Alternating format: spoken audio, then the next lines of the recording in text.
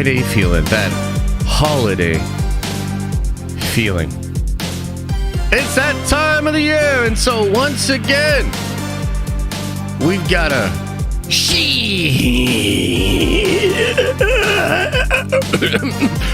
we got to talk about Star Wars. I'm on my way.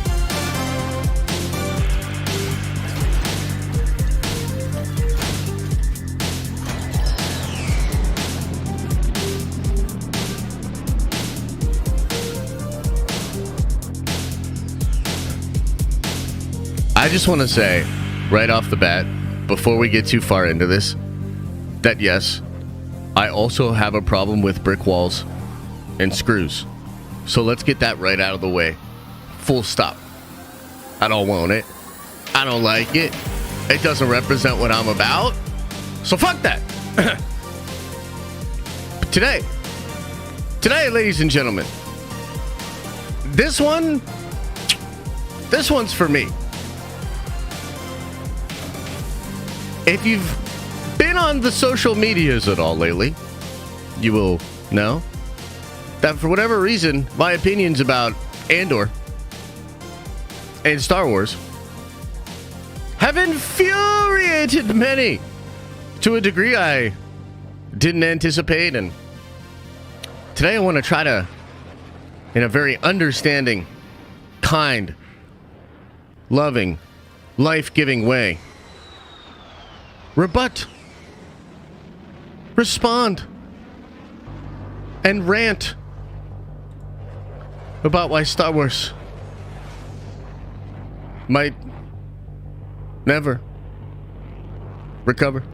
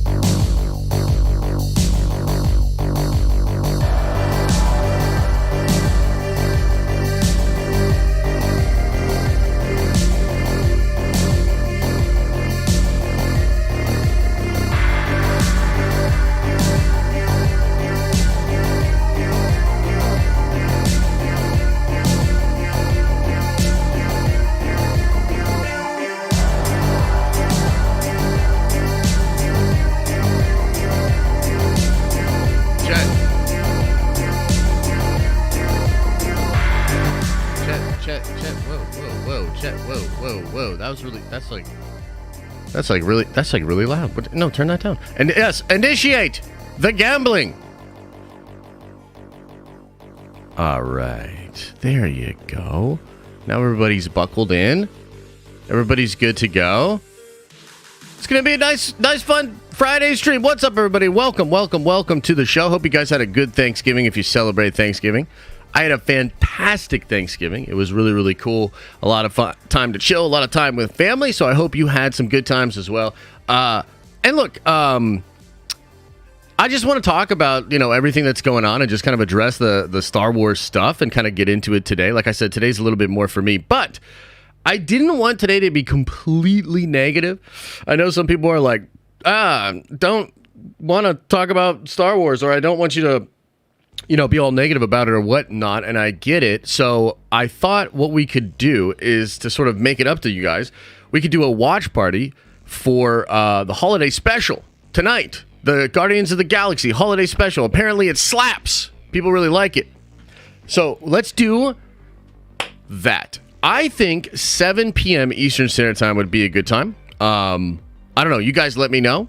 But I think 7 p.m. Eastern Standard Time would be good. We could get in there, chill a little bit, get in the holiday spirit, and then watch the thing together. I think it's only 45 minutes or an hour? Somebody in chat help me out. I don't think it's that long, right? I think it's only about an hour and a half at the most. So that could be really, really fun, and we could just kind of experience that together. It's getting really good ratings. Wait, it's 44 minutes? Well, that's even shorter. Okay, so we can just kind of get into that. I think that would be fun to do at 7 p.m. tonight, and maybe I'll do a poll in the community tab or whatever to let people know if that'll be a good time or not. 35 minutes? My God. Less with credits? Wow. Okay, so it's pretty short? All right. Well, hey, that could be good. In and out. Watch it, get in the Christmas holiday spirit, and then get on out of there. That would be cool. Okay, so... sorry,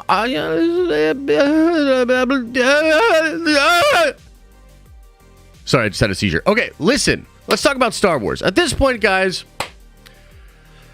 it's like a thing, okay?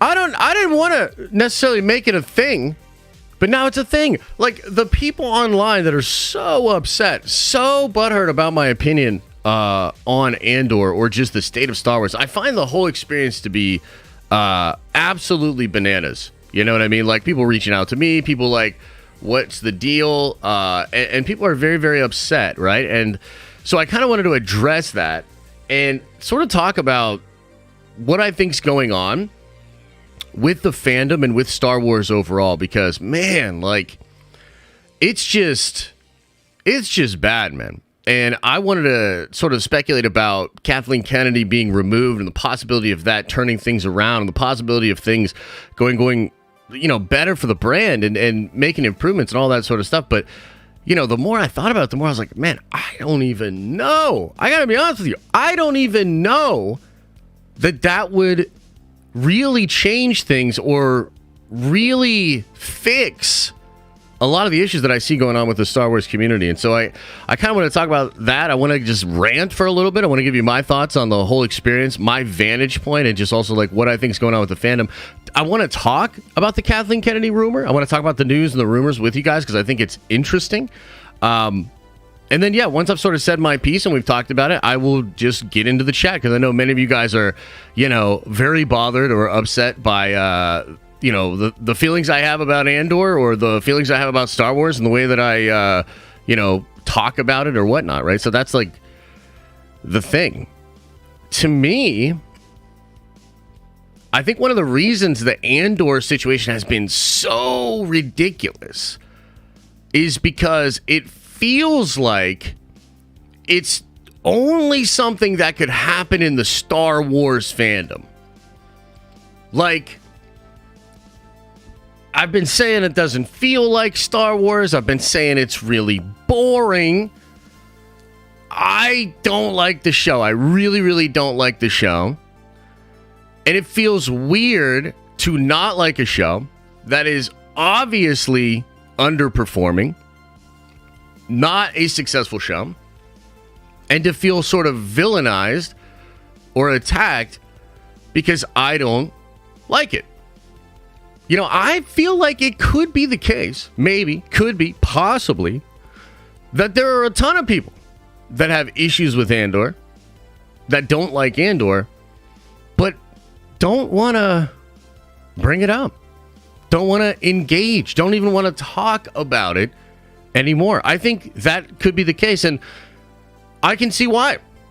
As somebody who is talking about what I don't like about it and is saying the things, I mean, at some level, you have to understand that the reason the show, I mean, we don't know for sure why the show's not connecting with people, but it's absolutely not connecting with people, right?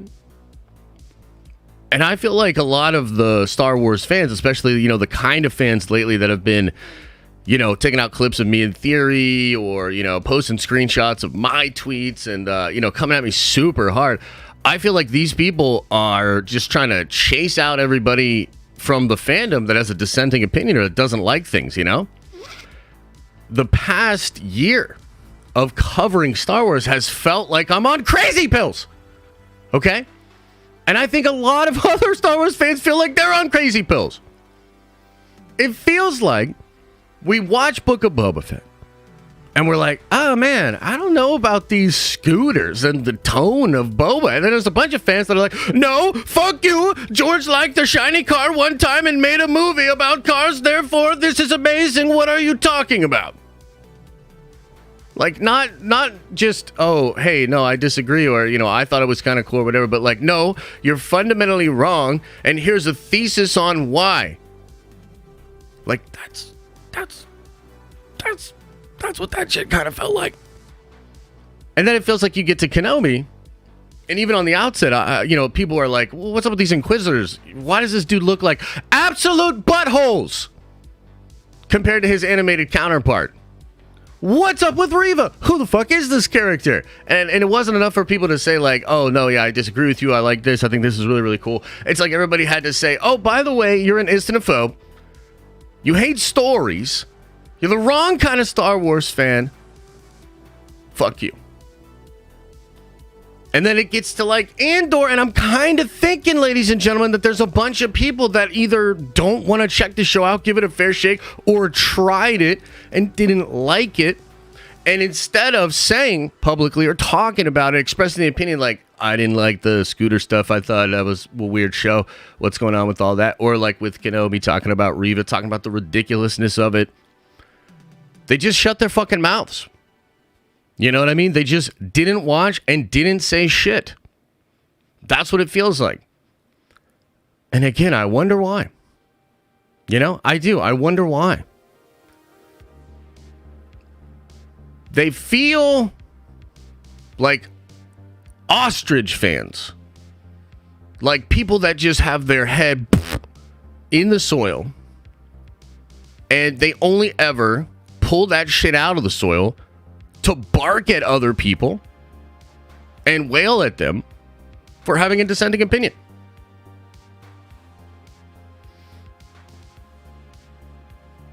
Do you think that's possible? Do you think that's possible? So I think that's the whole thing. And the thing is, man, I can see why fans that don't understand how people could have legitimate issues with these things would also have a hard time understanding why Star Wars is in such a bad spot. One of the things that I saw on Twitter yesterday that was the most mind-blowing, put my brain in a pretzel blender, what the fuck is happening kind of a moment, was when somebody said Star Wars has never been in a better spot. And then I think like 100+ people liked that tweet. And again, I feel like I'm made to feel like I'm taking crazy pills. Like, what? Like, what are you talking about? Let me just can I ask just a question? What would you say if I described a company? If I describe let's just speak in generalities here. Okay, let's try to find common ground. If I talked about a company whose movies made less and less money, would you consider that to be a success or a failure? And mind you, that's Lucasfilm pre-pandemic. Pre-pandemic. All of the movies made less and less money. Rogue One to Last Jedi, that made more. But the sequels all made less money. Right? They all made less money. Okay? If I were to describe that same company taking a 3-year break from making movies and then having project after project fall apart, mostly publicly, like, would you not consider that to be a failure? If a hit show, was off air for 2 years and did a spin-off show instead that was met with a lot of skepticism and not very well liked by the fans, I mean, would you not consider that to be a failure?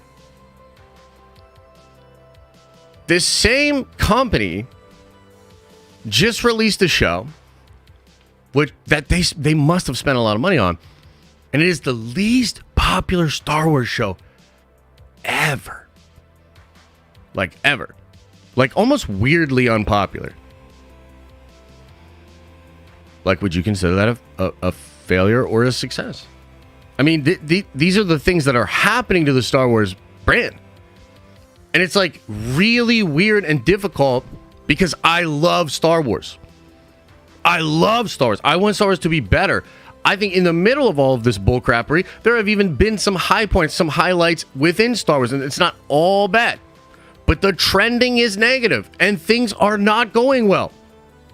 And it's so frustrating to want to point this out, to want things to be better. Like, I genuinely want it to be better. And to be met with such ostrich-type behavior, you know? Like, it's weird. It's weird. And it's disheartening. And I think that it's a part of the reason as to why there are so many people not watching Andor, but also not even talking about it, dude. You know? Like, I think that part of the reason why, like, myself and Theory have gotten so much ire from the community is that there's not a lot of people being, like, really outwardly negative about Andor. And I don't even think Theory's being outwardly negative about Andor. I think he's just giving his opinion about it. And yeah, dude, the show's boring. The show's boring. Okay? Like, even if you like it, you have to admit it's slow, burn, whatever word you want to say that's the positive version of boring. It's fucking boring! Okay? It's just that I think there's like an apathy coming. There's like a not even wanting to engage in a constructive way about the negative things that are going on in Star Wars.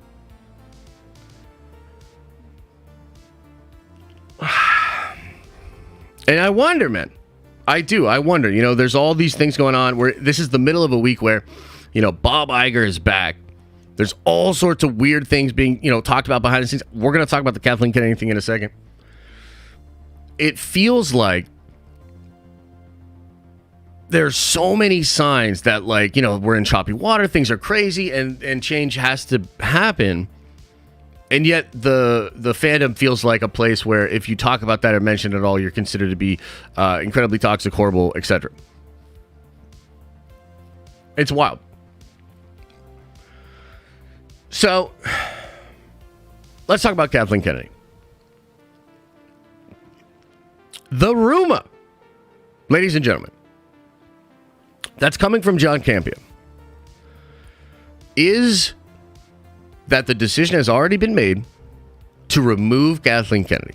Okay? Let me take it TLDR you through the story of like what he was talking about, and then we can kind of explain whether or not we believe this and whether or not we think it even matters. So, on Monday, of course, everybody's trying to explain what they think happened with Bob Iger, Disney, and a lot of speculation about what they think is going to happen with Kathleen Kennedy.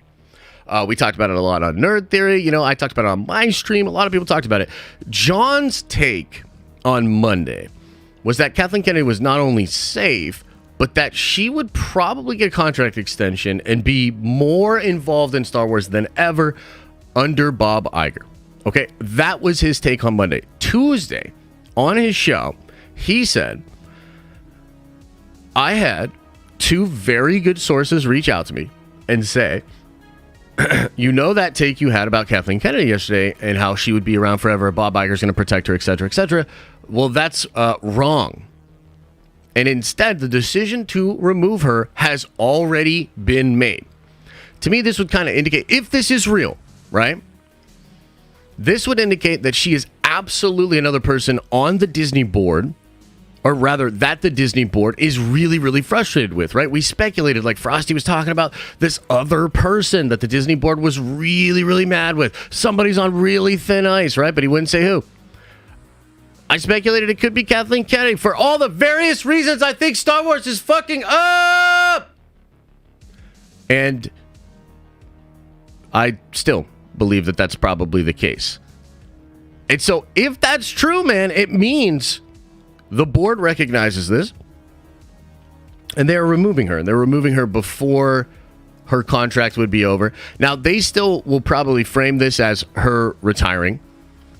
They might find a way to make it seem, you know, because I think they want to like sort of have it be respectful of her leaving. And I totally understand that, by the way. And I think it's so fucking difficult to talk about Kathleen Kennedy in this whole situation because, of course, there have been a lot of really bad takes and a lot of vitriol towards Kathleen Kennedy for many, many years.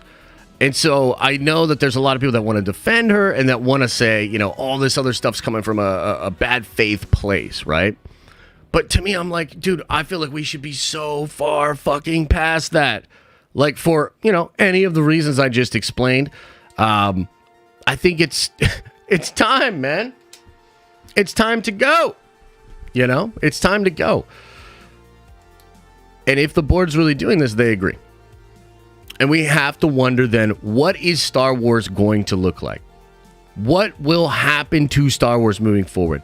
And again, I'm not trying to be super negative about the fan base, but I actually do feel that given the state of the fan base,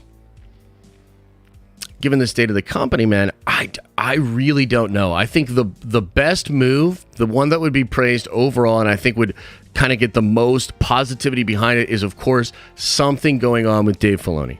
If Dave Filoni is promoted even higher, you know, put into some kind of, you know, because I think he already has like this really extensive, big kind of creative position. But that needs to be sort of public facing, meaning we need to know that he's the guy. That's it. Like, we need to know he's the guy. He's going to be making a lot of decisions, and they could follow in the path of James Gunn and Peter Safran and have somebody come in business-minded. And if they do that with Filoni, I think we have the best chance to recover.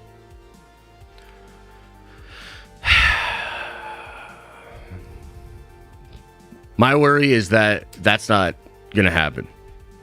And my worry is that they may well put somebody else in charge, and then we'll get this sort of split vision kind of thing, and the fan base will just continue to kind of eat itself alive, right? So, look, man, I love Star Wars. I want to be positive about Star Wars. I know some of you are like, bro, what? No, I do. I'm excited for The Mandalorian. I'm excited for Ahsoka. And I want to see Star Wars pull itself together. But the latest experience with Andor, man, it has been such a wild experience to watch what's going on, to watch how the fans are responding to this. And I'm just, honestly, I'm trying to be hopeful and optimistic about the future. But I just don't know, guys. I don't know if it'll ever really recover, you know? Like, it's possible. It's possible for many, many people that they're just kind of sworn it off, or they really don't want to engage with it anymore. And I think there maybe would have been a time that, like, you know, like maybe the last time Kathy was up for her contract, right? If maybe she had left then and sort of really passed the torch and it all felt like really natural and good, then maybe we could have all sort of pivoted and wanted to be excited about what's to come, the new stuff. But as it stands right now, I think if Kathy's just removed and like the stories basically out there kind of indicate that, yeah, it's because she fucked up and she's getting fired and they're bringing somebody else in, that it's not even going to be enough to really win back anybody that's already been really, really disenchanted by Star Wars under her and some of the mistakes that she's made. It might actually turn off some people that have been really defending everything that's going on. It almost feels like, again, they're going to run into that Rise of Skywalker problem, and they're going to attempt to fix something and just piss everybody off more, right? So, I don't know, man. It's a tough one. It's a weird one. And I want to get into what you guys think about it and just kind of address some of the questions and some of the issues. I've been trying to figure out how to navigate this space and to navigate this spot that I'm currently in. Trying to be authentic. Trying to be hopeful. While also addressing in a very real way, like, why I think it's so fucked up, dude. Like, it's so fucked up. So, there it is. I've said my piece. I've said my piece. Let's get into the Q&A. Let's get into the Q&A and see what you guys think. Are you mad? Do you understand it? Do you have a question, a point, something to bring up? Let's get into it. How do we fix this? How do we solve this?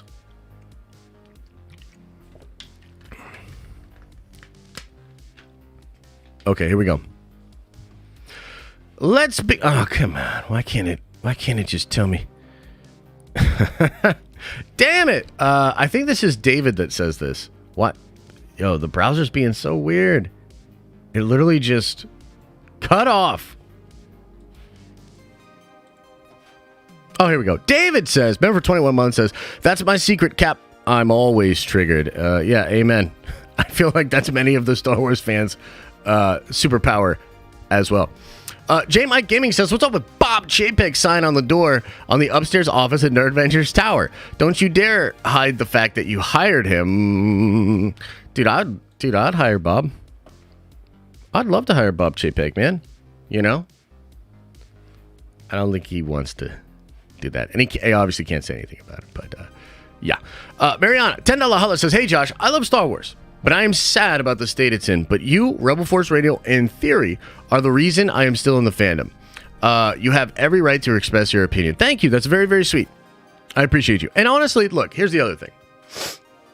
There are a lot of people, even all throughout this experience, that have been real chill. There have been some people that have sort of spoken up, not necessarily for me, but have sort of said that, like, hey, man, sharing all this stuff about people that don't like Andor is not doing anything except making us look bad, essentially. You know, like that energy of being like so triggered by how we feel about, again, I think this fucking boring ass show, and making that the thing is just like, ugh, you know? So I do appreciate all the people that have been supportive and have been like, you know, nice online. I know I don't make it easy. I know I can be a big butthole. Life Bricks, member for 4 months, says, Josh, happy Flannel Friday. Also, got a red and black flannel on. In the other news, I'm enjoying the extra rage today. Oh, cool. Yeah, no, I tried. Hey, look, I tried to keep the rage contained. You know, a little bit of rage, but not too much rage. Flannel Friday. J Mike Gaming says, also, where's our Black Friday nerd coin deal? Oh, man, you know, I should have done something like that for Black Friday for sure. I wanted to do like either merch or something for Black Friday. But the honest to God truth, man, is like, shit's just been crazy, dude. We are so tired in this house. And it's not just the Star Wars fans. It's the, you know, the new baby and stuff like that too. So my apologies. Tommy Fawcett, welcome back to the Nerd Adventures, brother. Representative Bing's very generous $20 holla says, Josh, you're just a toxic fan, or rather, you're just a toxic and gatekeeping Star Wars fan that doesn't like stories. And now I'm going to go get mad about it on Twitter because I can't stand people that don't share the same opinions as me. JK, brother, much love. Nerd Adventures for life. Thank you, Representative Binks. Well said. Couldn't have said it better myself. Joey Ebbs, member for 22 months, says, 22 months. My God.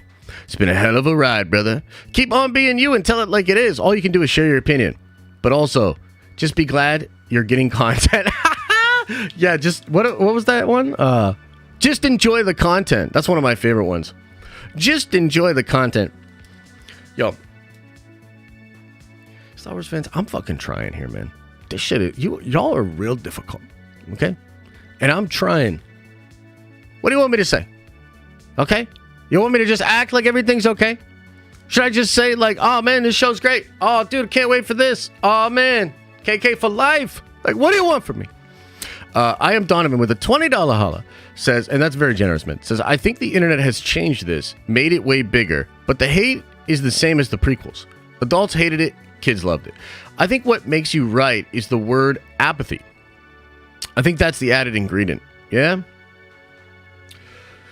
Yeah, man. I mean, look, it's tricky because I know there's good fans out there, and I don't want to just shit on all the fans.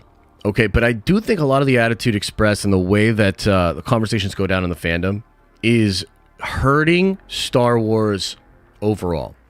Right? And a lot of people, like, it's weird because I think people feel that same way about me, but I've always tried to be very respectful, and I try to be insightful with the things that I talk about, and I try to just be authentic, right? It really does feel like there's just a ton of people within the Star Wars community that want to ostracize people that don't like the shit.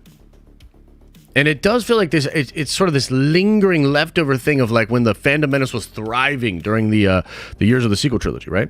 And it feels like there's this leftover like butthurt that sort of causes people to freak out about all of these different things, man. It's so bizarre, dude. Like, hot damn.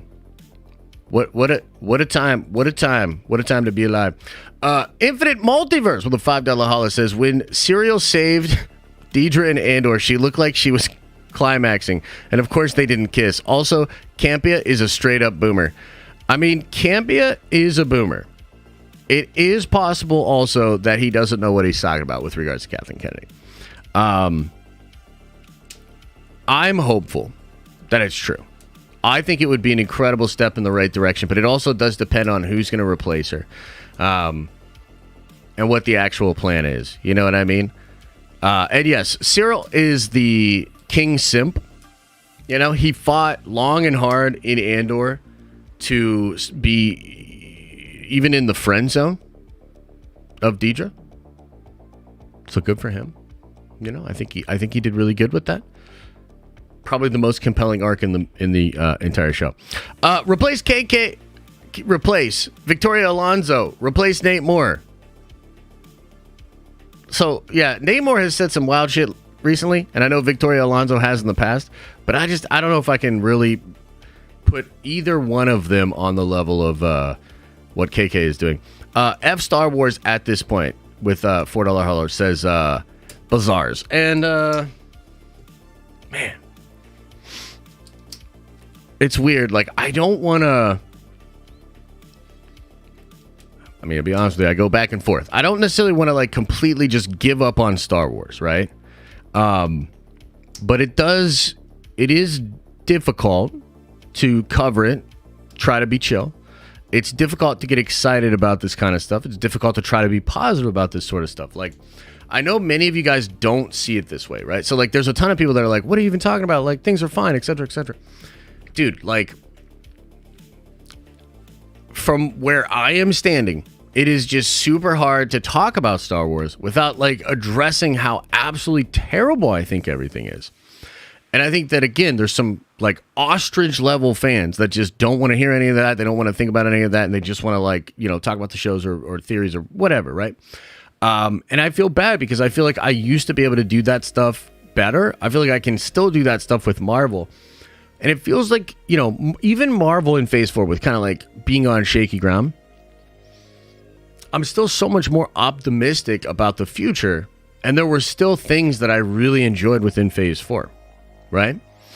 Star Wars feels so damaged and so all over the place. And to me, Andor was like this big sign of like, we don't know the direction that Star Wars should go in. But here's like a version that we think. And I was like, ugh, like, I really don't like it. But it doesn't feel like there's this big vision. There's this thing to be excited about.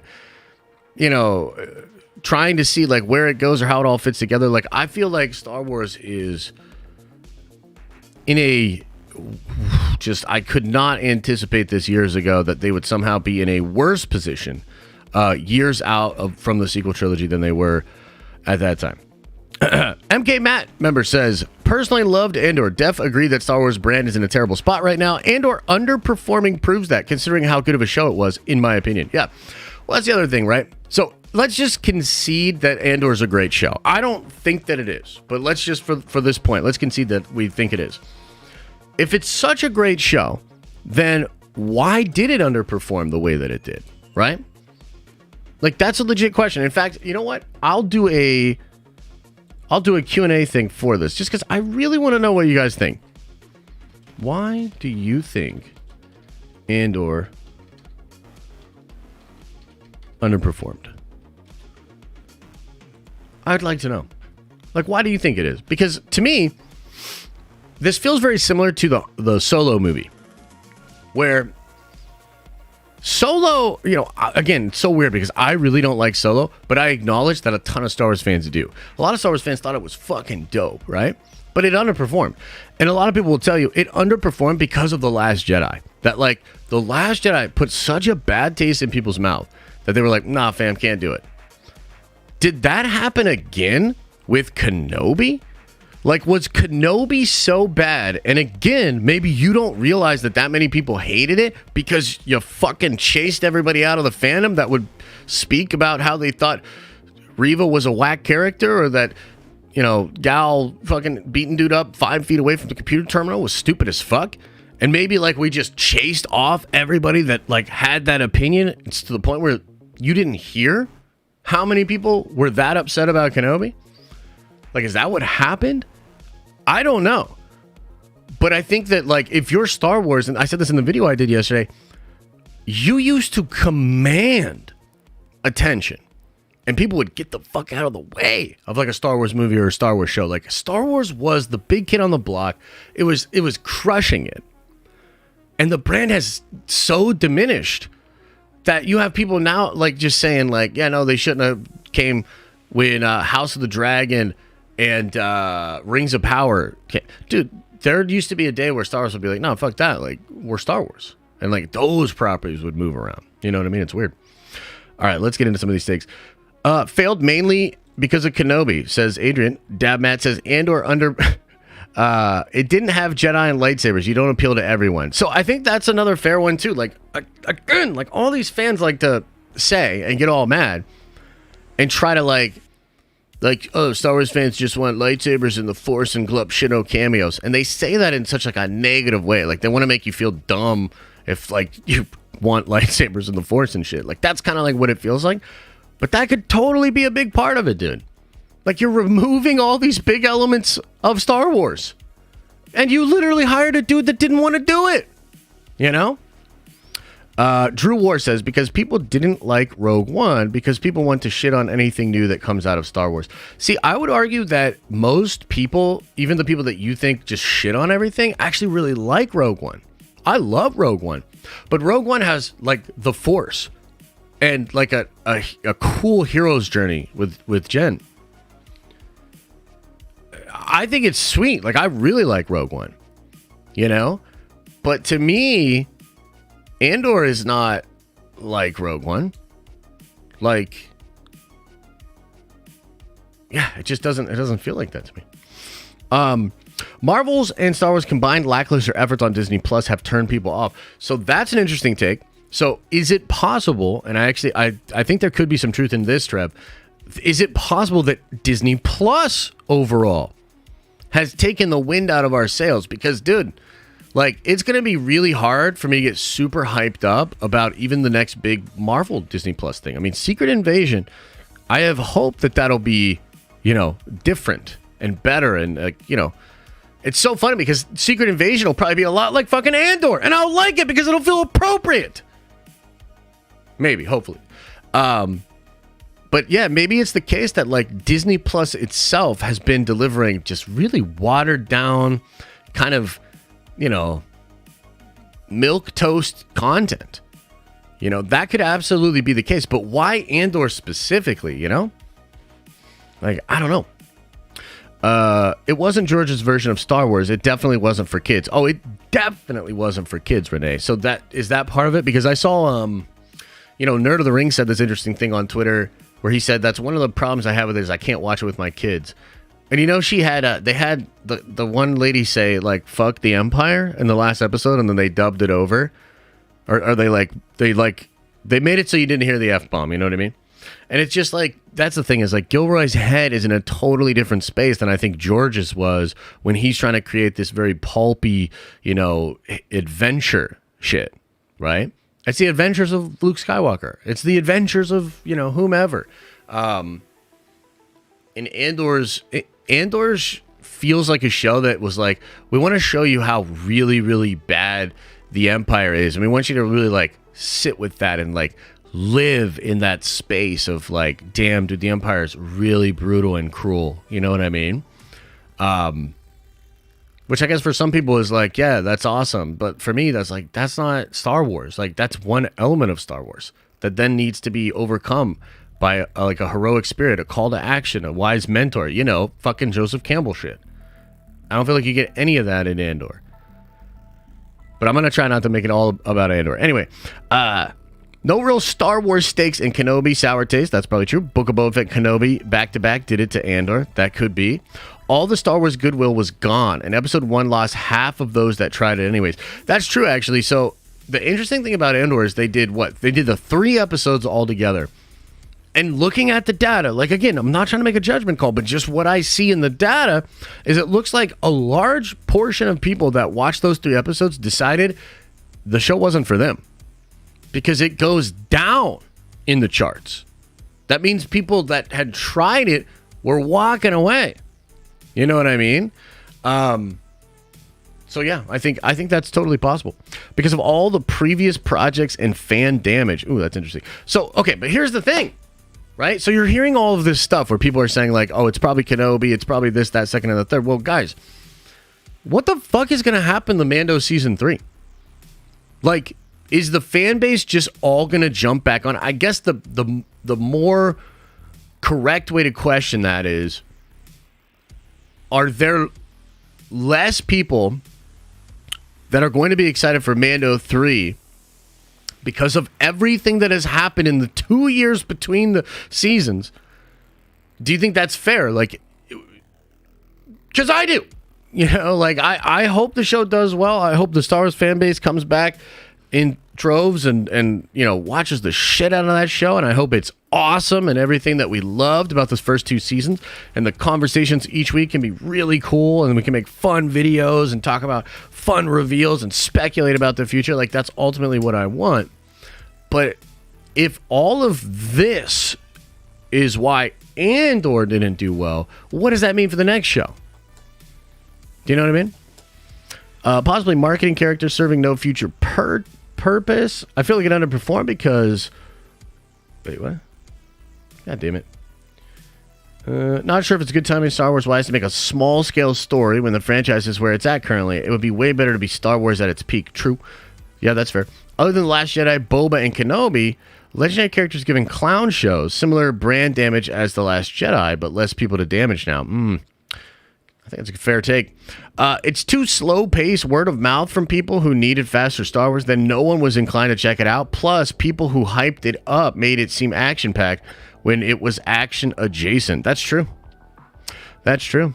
Aaliyah says, I think Kenobi and Boba did have a negative effect. I love Andor, yet I admit I needed more mysticism. More of the Force. Rogue One had that. True.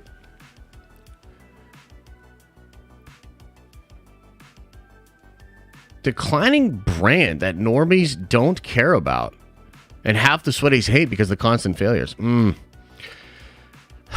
Yeah. Cadence. I think that after Book of Boba Fett and Kenobi, people are over it. Also, a big draw to Star Wars are the Force users. Mandalorian wouldn't be as successful without the Force using today. Andor just doesn't have that. Yeah, I think that's true. There's no reason to care about Andor. He kills people wrongfully. He's a criminal. This main thing is to scam and betray his people. That's interesting. Did they really do anything to make us care about Andor? That's a good question, John. I don't know. I think it underperformed because it's a side story about a side character marketed into the biggest show. How does that business model make sense? Yeah. Interesting. That's a fair take. It's a fair take. Yeah. 1, Andor who. 2, episodes 1 to 3 are rough in comparison to the rest of the show. That's true. And Boba and Kenobi were buttholes. Well, see, like, so you guys, like, where are all you goddamn reasonable motherfuckers on Twitter? Because all I get on Twitter is people being like, rah, rah, rah, rah, rah. These seem like fair takes, and it seems like we understand. We understand that the shit's underperforming. The question is why, and that's why I'm saying, like, dude, things are bad. If anything, if you really, really like Andor, can't you admit that it's fucking crazy that something you think is so good is underperforming to the degree that it is? What does that mean? What does that indicate?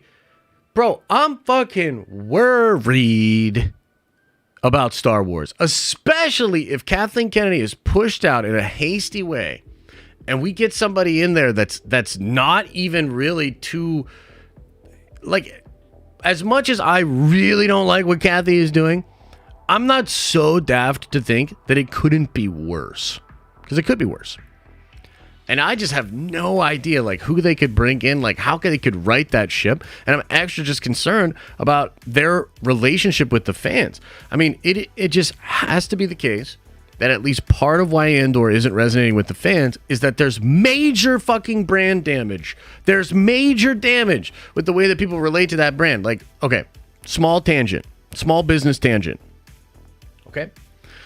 A lot of companies right now are facing the harsh reality of what happens when you don't listen or take note of what's going on in your own fan base. So right now, like Magic the Gathering, I love Magic the Gathering, an incredible game that's been around for so long, okay? But Hasbro, the corporation that owns Magic the Gathering, has really warped how Magic the Gathering relates to its own fan base and how fans relate to that brand. They started doing a ton of products, like way too much product every year. And you can look at the chart of how much product has been coming out per year for Wizards of the Coast. And in around 2019, 2020, it starts just going fucking crazy. And they start just printing shit to oblivion. And they start doing all these like really gimmicky things just to get sales. At the end of the day, what happened was Hasbro said, we want to double our profit in 5 years. That was publicly said. They said this at a big like investor thing, right? Where they said, we want to double the profit of Magic in 5 years. Okay? And then you start to see just all this shit happen, all this product happen, all this stuff going on. There's weird stuff too where they started like doing product dumps on Amazon and printing just way too much product, making a product seem scarce, and then just dumping tons of inventory on Amazon, hurting distributors, hurting all of these different things. The greed of Hasbro made it so they made all of these decisions over and over again that clearly were for profit, and it got to the point where now the bottom is falling out on Hasbro and Magic. It's bad. It's worse than it's ever been. In almost everybody in that community and fan base is frustrated and calling it out for what it is. Massive declines in sales. Just the stock got downgraded from a buy to all the way down to a sell. So not a hold, all the way down to a sell. And it's just like sentiment on that company, sentiment for that brand has like completely collapsed. Another example, Halo.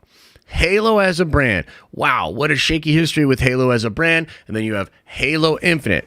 Maybe Halo Infinite can pull itself out of this if it gets a battle royale, and I think Forge is kind of cool. But at the end of the day, Halo did such a bad job that people now have a negative feeling about Halo. They uninstalled. They don't even want to play it. It would take so much to bring them back to being open to having an experience with that brand. It's the same thing with Magic. A lot of people sworn off Magic, don't want to do it anymore. They're not supporting the product. They're not buying it anymore.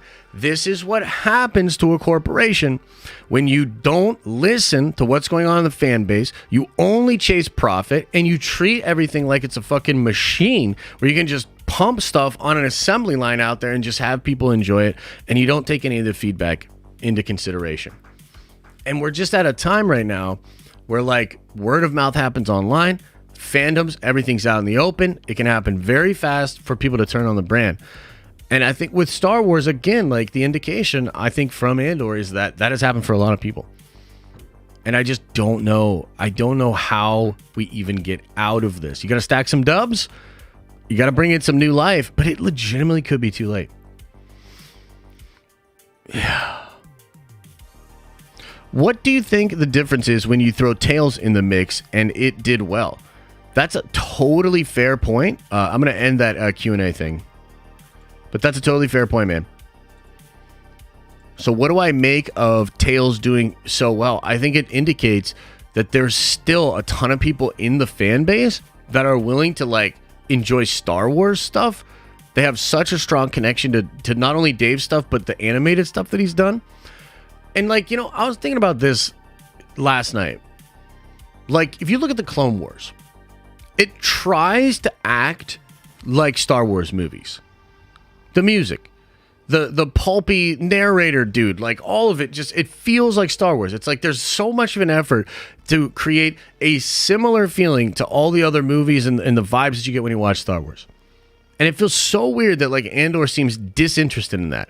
Like not even like it feels like it doesn't want to do that. It purposely doesn't want to do that. Right?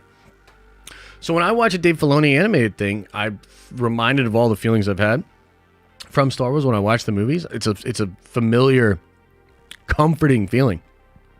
So I think that's part of it, is like it just shows that with Dave in there, there's still like a lot of people that are outwardly negative or frustrated that are still willing to check that kind of stuff out, as opposed to Andor, which should be very telling to Star Wars, right?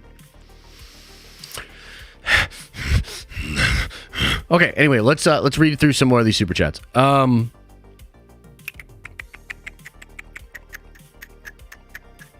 Okay, personally loved Andor. Okay, wait. RG2088 with a $10 holla. Very generous. Okay, have you seen Robert Meyer Burnett's take on Andor? I'm in his camp on it. To me, there's always been two sides of Star Wars: the Troopers, Imperial, and Rebel side, and then the light and the dark side of the Force. Yeah, so he thinks, and you think, that this just speaks to one side of Star Wars. That Star Wars can essentially have two vibes. One, the more mystical adventure, like force wielding, that kind of stuff. And then two, the trooper, Imperial, rebel side of stuff. Yes? And that, like, this is the allegory side, the political side, like all of that stuff. And that there's nothing wrong with like focusing on doing all of that sort of stuff, right? I would say that from a content perspective, I could probably grant you that you could focus more on the political side of things. I think you could focus more on maybe gunfire, troops, etc. And I think it's fair to say that Rogue One, in a lot of ways, does this, and yet still holds true to the mythic, still holds true to like those moral things, and still feels ultimately like Star Wars. You know, to me, Andor, even in the way that it's shot and the way that it's put together, it just doesn't give me the vibe of Star Wars. I just don't feel like I'm watching a Star Wars thing. So for me personally, I think I would have been able to maybe enjoy Andor if it was maybe just focusing on these things, but had like those strong mythical elements, like just the idea of his morality being right there in front of him, the idea of hope, and maybe even being sort of a reluctant hero as far as accepting that or understanding that. So look, I get the take, but I think for me, I'm talking about a feeling. I'm talking about mise en scène. I'm talking about like when I hear certain Star Wars music or when I watch certain Star Wars scenes, like I feel something. Like my stomach, like I feel like a fire in the belly. That's what Sam Keane called it. You know what I mean? I feel this thing, man. And I didn't feel nothing watching Andor, except bored and frustrated. Old Head Mike's Metalcore and more says, lightsaber ship for the win. Yeah, he's got a lightsaber ship. And it was cool. Second Street Marvel says, not there yet, Josh. Mark my words. I was right about Gunn. Therefore, I'm always right. That's true. You were right about Gunn, which is pretty wild. Vanessa says, your community appreciates the authenticity. You're best at what you do through any ups and downs in the fandom. Hope you and Lisa and Liam had a great Thanksgiving. Thank you so much. We did. He looks super cute, of course. And yeah, he's just such a cute kid, man. Such a cute kid. Every time I get triggered about something on Twitter, I just go hang out with him for a little bit. I'm like, you know, you're all right. You're all right, little man. Bane Adendu with a $20 holla, very generous, says, literally lived in Darth Bane trilogy as a kid /YA. Bane inspired me to get into bodybuilding and MMA training. Got Sith tacos and everything. Helped my mental health. Star Wars is not God, though. It's a turd now. Still love the EU, though. Okay, right on, Bane. Right on, Bane. This guy's like, dude, I watched Darth Bane. Now I'm jacked. eating Sith tacos, crushing everything. My mental health is dope, but now it's a turd. You know what? I gotta respect it. And also, don't beat me up. Overbound Game Studio says, how can you remove many elements of the Star Wars that made it successful and expect the same level of success? Wow, that is the $1 million question. How can you remove many elements of Star Wars that made it successful and expect the same level of success? Yeah, I don't know, bro. It's weird. And then we're about to watch like John and Dave shit, and like, trust. There's like, especially when you watch Ahsoka, like Ahsoka is going to be like the antithesis of Andor. Right? And by the way, everybody, I want you to just get ready. Get the butt hurt ready. Because when Ahsoka comes out, and hopefully, prayers, hopefully is fucking incredible. And is also just all about the Force. All about that mythic shit. And feels like that samurai adventure, like, holy shit. I will be talking about it. And I will be comparing it to Andor. And yeah, just get ready, because you're going to not want to hear it. And you're going to be all upset about it, but you're going to have to admit it. Even if you can't admit it with your fucking mouth parts, you're going to have to admit it in your soul, in your loins. You know it to be true. You know that shit was mid, boring as fuck. Anyway. Morphonauts. Good to see you, brother. Says, I've rewatched Bad Batch. And even though it doesn't give much lightsabers and Jedi, it feels way more Star Wars than Andor. And it's actually fun. Fun's a big part of it. I agree. Appreciate you. Leon says, to me, if you don't want the Force or lightsabers or anything from the PT or OT that made it Star Wars, then you don't like Star Wars. You like other kind of movies. Dude, careful. Leon, careful.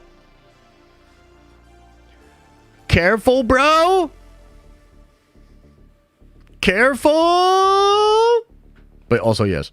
Chris says, I know I'm in the minority, but I hated Rogue One.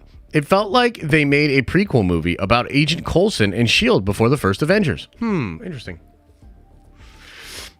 You didn't like Rogue One?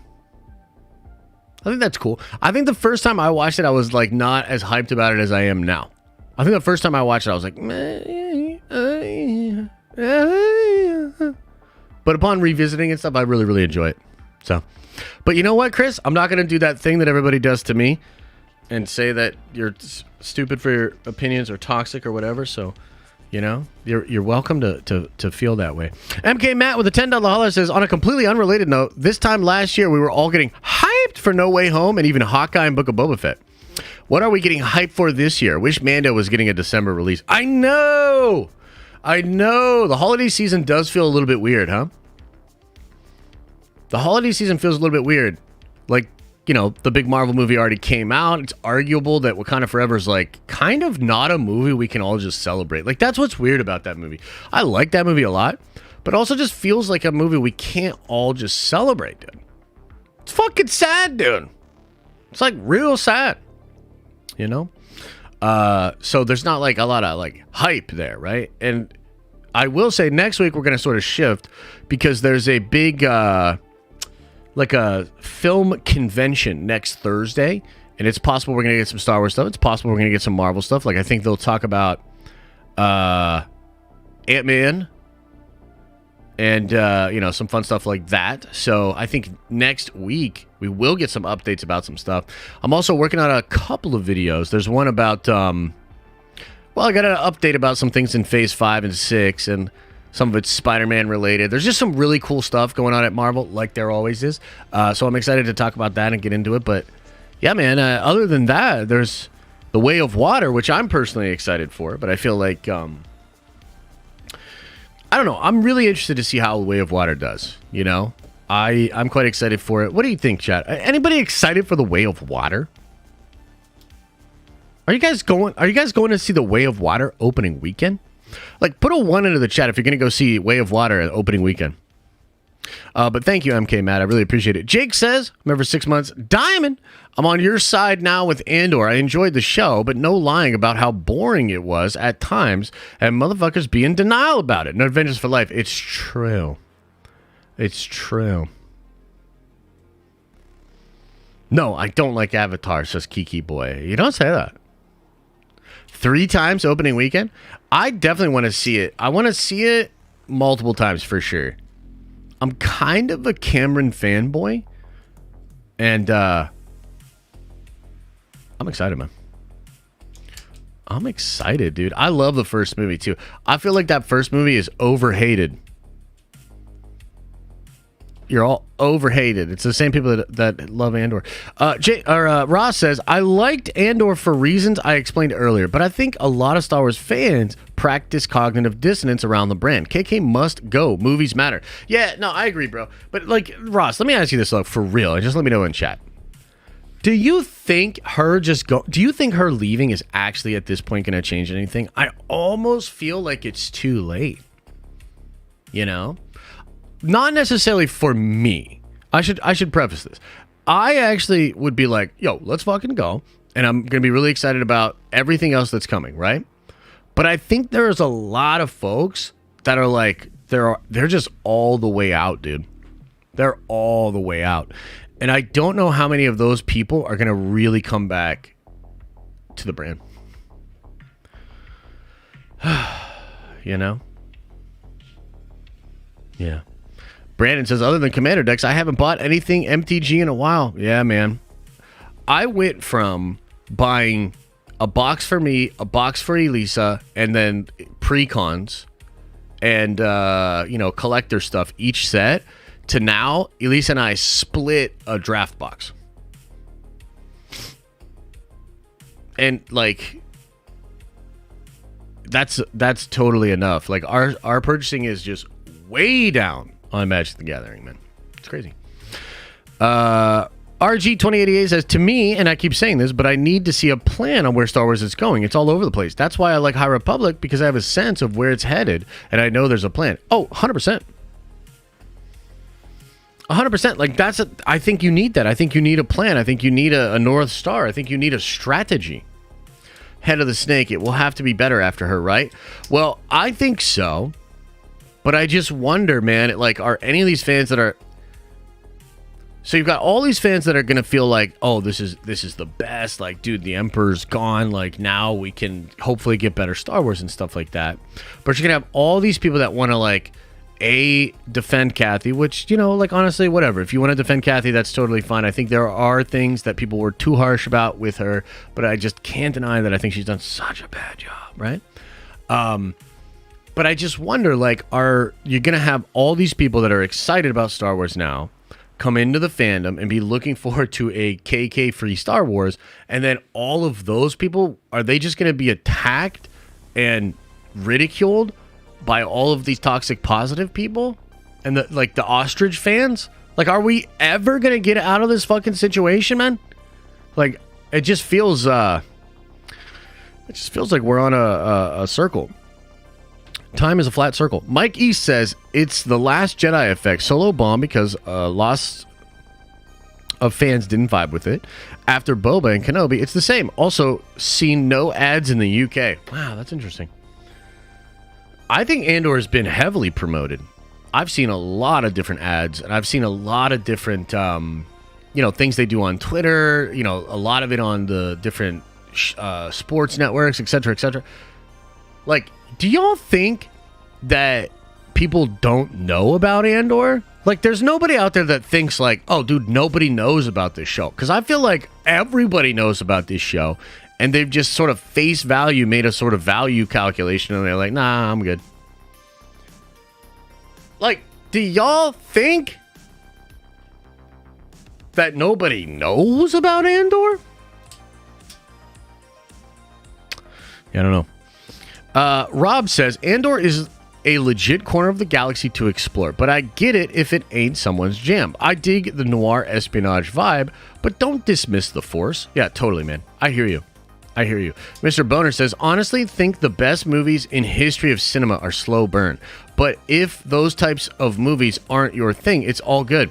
Dude, I love a good slow burn story. There's all kinds of slow stories that I'm really, really into. But I don't know that I've ever felt like Star Wars is a slow burn. Like, Star Wars always feels like adventure, like something's going on. If anything, it has a little bit of that Buck Rogers like episodic villain of the week type vibes. You know what I mean? I've just never felt like taking this really intricate, long, winding character study, slow burn journey. I've never felt like that was the vibe in Star Wars. Eli, making a headline Star Wars show with no lightsabers is like making an El Muerto or Venom movie with no Spider-Man. Just why? There it is. There it is. I think that's it. I think that is it. And I think that is Sony and Star Wars, man. What a time to be alive. Trinity says, I've missed you talking about Star Wars. Yeah? I'm going to try not to do this all the time. You know, I would like to get back to being hyped up and excited about things and being positive. And you know what? I don't even think we're being that toxic on today's stream. I think we're doing okay. You know, I made it a point as I was writing down some ideas this morning. I said I've got to try to keep it playful. I've got to try to keep it fun. I got to speak my piece. I've got to sort of respond to all this stuff because, like, yo, guys, like, I'm not trying to be, like, douchey about this, but holy shit, do I get blown up a lot on social media for not liking Andor and thinking Star Wars is failing. Like, we have literally become a new target for people that just want to, like, get all that shit out of the fandom. It's crazy. So I just wanted to talk about it. Dewey with a $10 hello says, for me, Andor wasn't the worst, but it doesn't change how I feel about the characters. The prequels and tales made me understand the already established characters more. The show just felt unnecessary. Yeah, true. That's a good point. Yeah, and look, man, I am one of the people that has literally said in the past, like, I don't want them to just keep going back to these characters in the well. And I don't think that's the way. But like what Dave does is offer up this sort of new perspective that enhances the things we know before and also creates this like deeper connection to these characters. Like understanding that about Dooku is great, man. And I feel like that's a part of the like this tapestry big storytelling effect of Star Wars. He does that so well.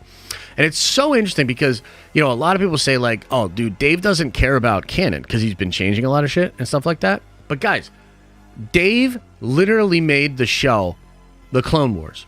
And because of one line in Revenge of the Sith, one line where Anakin says, I thought you'd be taller, indicating that he has actually never met Grievous. Dave did cartwheels, backflips, and weird space maneuvers, and every little thing he could to stop these two characters from coming face to face when they're the main two like antagonist protagonists of this entire period of time. Dave is very good at respecting canon when he wants to. He just doesn't give a fuck about the Disney stuff. He only really cares about George. Do you know what I mean? The second Sons says, I switched to your side because of the toxic fans. Sorry I ever disagreed. I just wanted Andor to be good, and it's meh. Patterson cut all the way. No, it's all good, man. I do remember. So, like, look, let's just talk about this for a second. I do remember when you, the Second Sons, were initially very, very upset about my take on the first 3 episodes of Andor and my decision to sort of walk away. And I think a little bit you got upset because I was sort of chastising the fan base.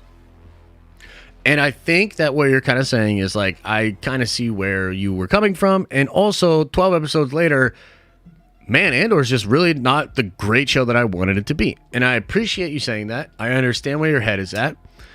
And damn, dog, these fucking fans. You know, like, dude, it's so hard because I'm trying to be chill. Like, we just did this thing like last Wednesday or 2 Wednesdays ago where I brought a bunch of people on. We sat there. I heard them out. I understand where they're coming from. And I get it. You know what I mean? And I'm trying to do better with the platform. I apologized on Monday about the attacking the fan base and coming at the fan base. And then what happens from Monday? Like, they literally just prove me right all week long. And all these people, like, screen capping my tweets, sharing clips from Nerd Theory, talking about all these different things. Like y'all are proving my point. Like, you're literally trying to push me out of the fan base. You just want to demonize and silence me. It's weird to like live through it. You know what I mean?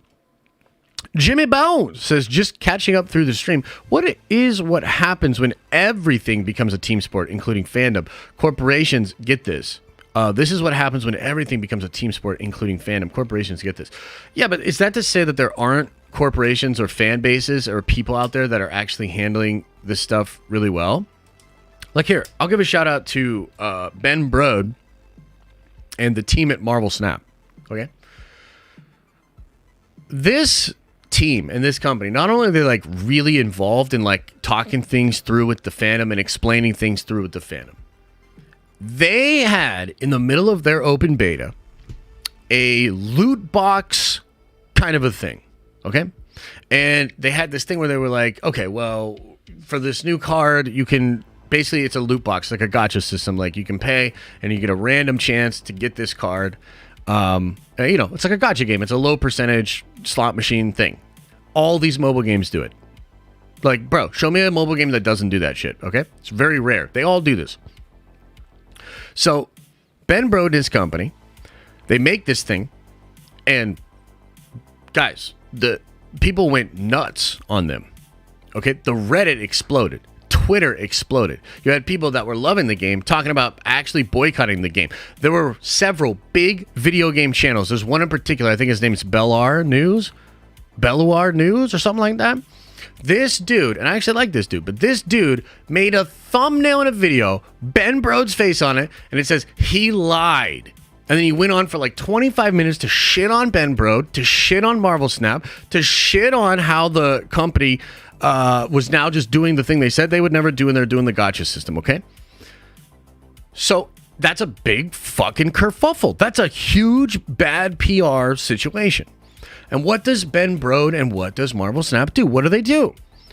So not only do they just listen, give some time, they even said, we're going to change it. We're definitely going to remove this, but we're going to take our time to think about a way through this, okay?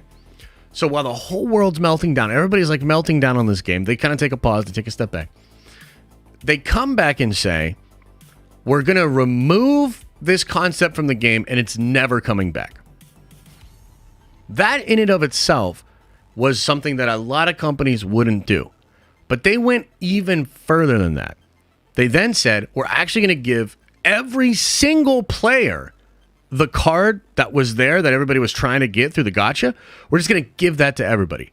We're also going to give you back all the money you spent on that gacha. Okay? I've never even seen some shit like that before. Okay? So not only did they respond in a way where they were like, we're going to take this out, we're never going to do it again, we're also going to give you back your money. Then we're going to give everybody in the game the thing that was behind the paywall, and we're going to do better next time. And you know that Belluar guy that did the big fucking clickbaity, he lied? He never did an update video. He never talked about that again. Nobody really spread that out and gave them the time of day to explain it. But as a consumer, as a fan of the company and the product, they not only won me back, because they didn't even really lose me. I don't give a fuck about the gacha shit, you know what I mean? But they basically took a bad situation and created such positive PR that I'm riding with these motherfuckers for life now. Like, that shit's crazy. So there are ways to go above and beyond and to try to create a good thing from a negative PR situation. A lot of these companies, though, they don't do that, right? So when the bottom sort of fell out on Hasbro's stock, I think Magic sales were revealed to be down 17%. Shit's so bad. It's really, really bad, as I just said. Hasbro and Wizards have the opportunity within that PR situation to come out and say something that addresses the problem and tries to get consumer confidence back. That's what good PR is, and they don't. They basically say, through various outlets and whatnot, that we're not really going to slow down. It is what it is. Wallet fatigue. We understand that the consumers are having, wallet fatigue. Buy the products that work for you. You know what I mean? All these things. It's just very out of touch, floaty corporate stuff that feels meaningless.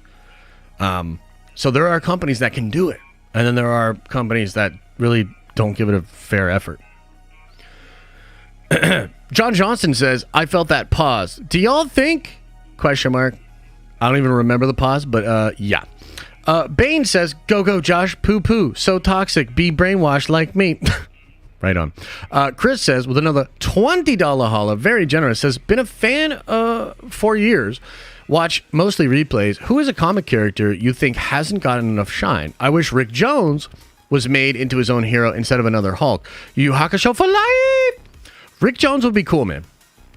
Rick Jones would absolutely be cool. I mean, there's so many like mutants and X-Men characters that I want to be done, and I want it to be done with justice. There's all this talk of like Sentry or Hyperion, and I think those would be really fun characters to do as well. Who would be a character that hasn't been done in Marvel that I would want to be done really, really well?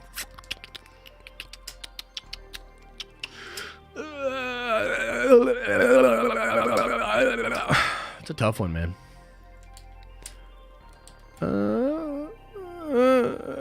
I mean, I feel like Apocalypse hasn't even been done justice. Like, that movie's not terrible, but I want, like, Apocalypse. You know what I mean? Mr. Sinister. Yeah, Doctor Doom. Thor. Did you guys see Chris Hemsworth's comments about Thor recently? And honestly, they weren't as bad as a lot of people made them out to be. Like, he's not really shitting on Taika like that, although I think that he's said a lot of disparaging things in various interviews here and there, like little shots. But he was just saying that, like, the first two have a tone, the second two have a tone, and if he were to return, he would want a new tone. Just for his own sanity, he would want a new tone. That's good to hear, bro. Because, like, I think we're all saying that shit. We're like, bro, no, we need a new tone for Thor. So maybe Thor. John Johnson says, not able to catch as much live because of work, but much love to you and the fam. Nerd Vengeance for life. Thank you, John. I really appreciate it. X-Man with a $5 holla says, I really hope we see Mortis flashbacks at Ahsoka to explain the connection to the daughter plus Force Ghost Anakin. Do you think she has met the Bendu? Yeah, I think Dave said she did meet the Bendu. I think he even did a sketch with her meeting the Bendu. And he says that's a story we'd have to explain someday. So, I mean, maybe. I mean, I just frankly can't wait, man. Like, Dave just gets it. Like, that's the shit I'm looking forward to, man. All that spiritualism, mysticism, Mortis, all that shit. Like, Dave goes crazy with it. I feel like, Mortis is George's idea, by the way. But I feel like what was done with Mortis and the World Between Worlds and just a lot of the stuff that Dave does is that same level stuff of like what George did in the prequels, where it's like not everybody like loves it or gets it, but you've got to admit it's fresh and yet feels in line with a lot of the mystical stuff that we've heard about. Like he just so embodies that same spirit, And if you get an Anakin Force Ghost, you get the Bendu and Ahsoka. I mean, dude, is this shit about to be like the best Star Wars ever? The Savior 007 with a 14-month membership says, what's up, Josh? Hope all is well. I feel like Star Wars is in a very good spot. I've been super busy with my book, which is coming out in 2023. Well, I'm excited about your book. I'm quite, frankly, flummoxed is the word I would use. I'm flummoxed by how you think Star Wars is in a very good spot. Please elaborate. Help me understand. Secrets Hidden in Sand. First time here. What's up, Josh? Hey, what's up, man? It's my first time here as well. David says, my guy, the original trilogy made less money movie to movie. The prequels did as well, outside of Revenge, making $100 million more than Attack of the Clones. So basically you're saying the prequels did, other than the fact that they didn't. The original trilogy made less money movie to movie. Is that even true? If that's true, that's shocking to me. So, yeah. I don't know about that. I want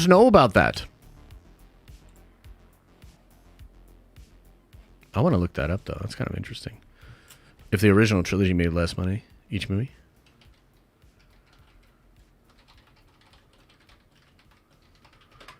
Let's check it out. Bum, ba-dum, ba-dum, ba-dum, ba-dum, bum, bum. Wait.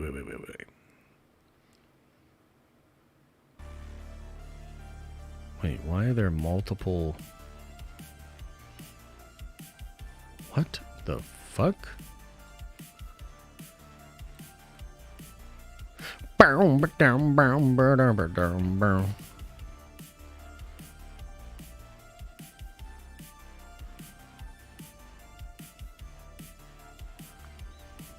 Hmm.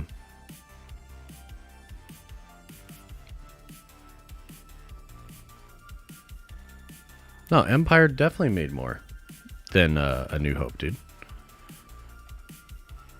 The third one fell off a little bit, though. But Empire definitely made more. I mean, it's close, but it made more.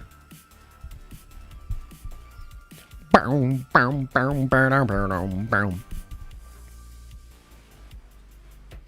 right, let's chill for just a little bit more, and then we'll get out of here.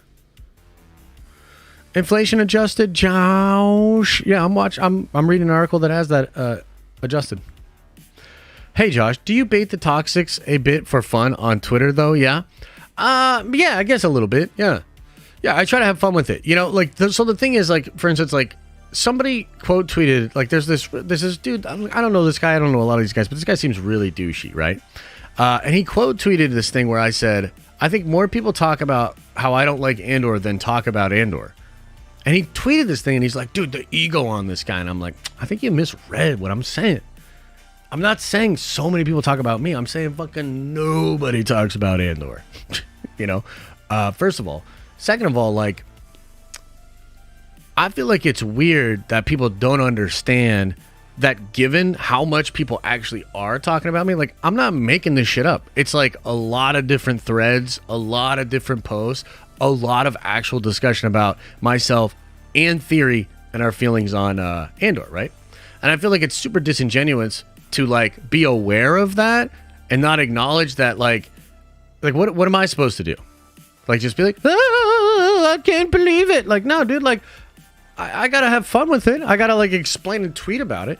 And that's what that tweet is. It's like, dude, I think more people talk about my shit, not like an Andor, than actually talk about Andor. And then it feels like all of them, not all of them, but like a lot of the, you know, again, the head in the sand people, man, these ostrich people, then they retweet it, thus continuing the narrative of talking about me instead of talking about Andor. And they're like, I can't believe this guy. The fucking ego on this guy. It's like, not that it's not an ego. Like, I'm just saying. It's a thing. He loves to troll but can't take being trolled. Is that me? You're talking about me? I'm not a troll. What are you talking about? I don't think I troll at all. I think this is all good faith. I think I would have liked Andor more if it had less episodes. Yeah, I think so too. That's a funny cycle. It is a little funny. Yeah. What do you think of Guardians of the Galaxy Holiday Special? Oh, I'm excited. I'm excited to check it out. Tonight, 7 p.m. Yo, chat, does 7 p.m. work? Are some of y'all going to come over and watch the holiday special with me tonight at 7 p.m.? I'm going to wear a Santa hat, hopefully. I'm going to get out of here and go get some Santa stuff. No one tweets you Santa's video with critical thinking about Andor. No, I haven't seen it. I have talked to Santa, though. I've been talking to a lot of people in the Star Wars fan. I wanted to have a thing that was something like the trial of Josh. And we brought on all these, like, people that disagree with me or disagree with the way that I've been handling my platform. And I wanted to sort of have, like, fun with it and have all these people, like, address, the thing. And Santa was definitely one of them. So, I mean, first of all, I think that could be fun. And also maybe try to, like, humanize some of these issues and some of the reasons that all these people are really, really mad. But I don't know, like, I don't even know if that would work. Like, I don't even know if that would be compelling, because I think that some people, man, they're so angry about it, you know? X-Man says, have you seen Young Justice Season 4? What Viltrumites do you think we'll see in Invincible Season 2? I'm not sure. I hope that we get some of that Viltrumite action. I don't really know. And as far as Young Justice Season 4, I have not seen it. Obviously love the old Young Justice, but haven't really spent time on the new stuff. So, yeah. James Gunn did it again, man. What did he do?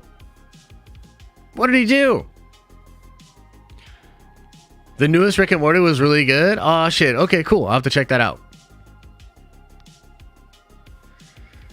People can't complain about Andor being 12 episodes long when they're hyped about Daredevil Born Again being 18 episodes long, for season 1, even if it deserves that amount of episodes.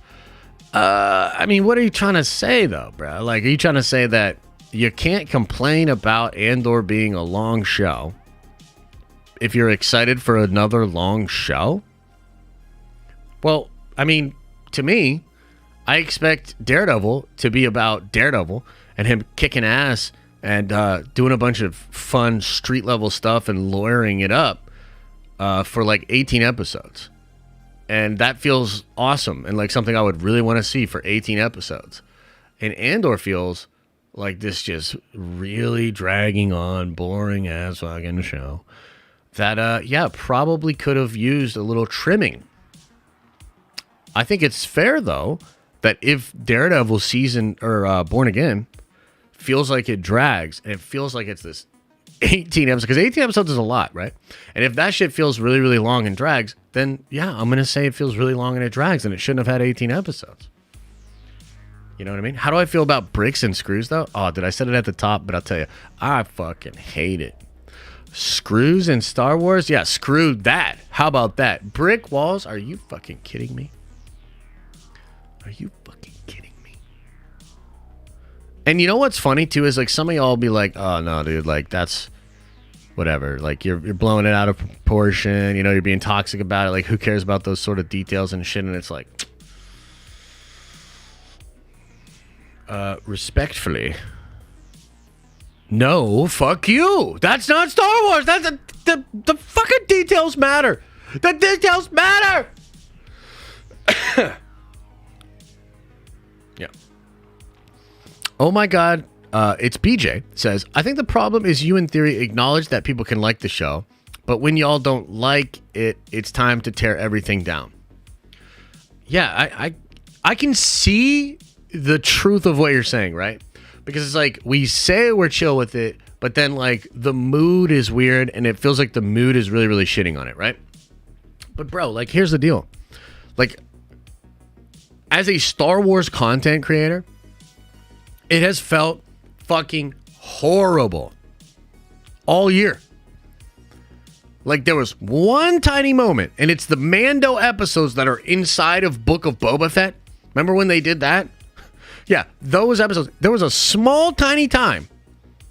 Well, I guess that was technically last year, but you know what I'm saying. That shit felt right and like good, and then from there on out, it's just all felt like a big mess, and it's all felt really, really bad. So it's really hard for me to be like talking about these other like positive things in Star Wars. The only positive things for me is like the possibility of Mando, the possibility of Ahsoka, the possibility of Bad Batch Season 2 being better, you know? And also too, here's the other thing that's weird about this is like, it seems like the data is very clear that Andor is not succeeding. I don't know if it's a total failure. Like maybe you could like, I don't know, like maybe it is long tail and they think they'll just get a lot of views over time or whatever, but we are literally at a time when the entire Disney board is taking a hard look at Disney Plus and being like, this thing is losing how much money a quarter? We're spending how much on this? For how long? And then they look at the Andor numbers, again, less than She-Hulk. And you look at what you're spending on it, and it's like, how is that fucking justifiable? And I feel like I can't talk about that without triggering all these people, because I also happen to very much dislike the show. So yeah, of course, there's a little part of me that's like, yeah, no, I'm glad this thing I don't like is not succeeding, because, oh my God, can you imagine if the show was like blowing up? Crushing it. If every time the Nielsen numbers came out, everybody was like, fucking Andor #1. If like social media was filled with people talking about Andor, so excited about Andor, hyped up about it. Can you imagine if all the videos about Andor were blowing up and everyone was like, dude, Star Wars is back and everybody's back? And then it would be like little old me in the corner being like, I fucking hate this shit. I can't believe this is the new version of Star Wars. And then I would just be like one butthurt dude in the corner. But that's not what's happening. That's not what's happening. Do you see? Zachary says, I really like Andor. I still enjoy your content, but I don't get why you didn't stop talking about Star Wars when you said you would. Yeah, that's fair. Look, I tried to navigate the space of not making Star Wars content, not talking about it on my streams, and instead just relegating that discussion to theory and to nerd theory, okay? And to be completely honest with you, theory threw a couple curveballs at me and initially made me saying goodbye to Star Wars the entire title of a nerd theory stream, which I didn't tell him to do. And then doing another stream that was like, Josh finally watched Andor, and then that sort of became the entire topic of the stream, not my intention. And so I feel like a little bit, it was probably crazy for me to think that I could walk away from Star Wars while still being on this massive podcast talking about Star Wars each week. And yeah, that's just me being stupid. And I'm at a place now where like I'm trying to figure out, like, can I talk about Star Wars? Like, can I try to be positive about the future? I think I can, but I think it would also be ridiculous for me to just start talking positively about the future Star Wars stuff and not have a stream like this, not have a video like we did yesterday, not have an actual like fucking narration or an arc of like how I get back to trying to be positive to Star Wars while also being very authentic in the way that I feel like it's maybe totally screwed. It's a very difficult balancing act. You know what I mean? For sure. Yeah, Leon says they adopted the Rian Johnson mentality. Oh God. You just sound butthurt, Josh. It's okay. You'll heal. Time heals all wounds. I think that there is some butt hurt. I think that my butt might hurt a little. I think that's fair.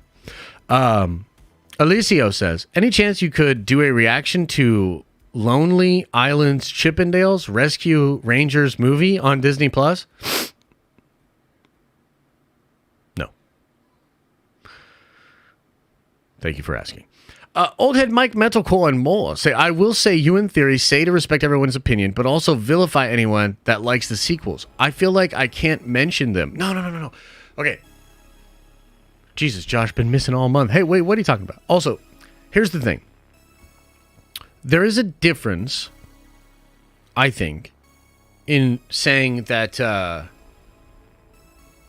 people that like the sequels are crazy, and saying people that can't acknowledge that many people didn't like the sequels are crazy.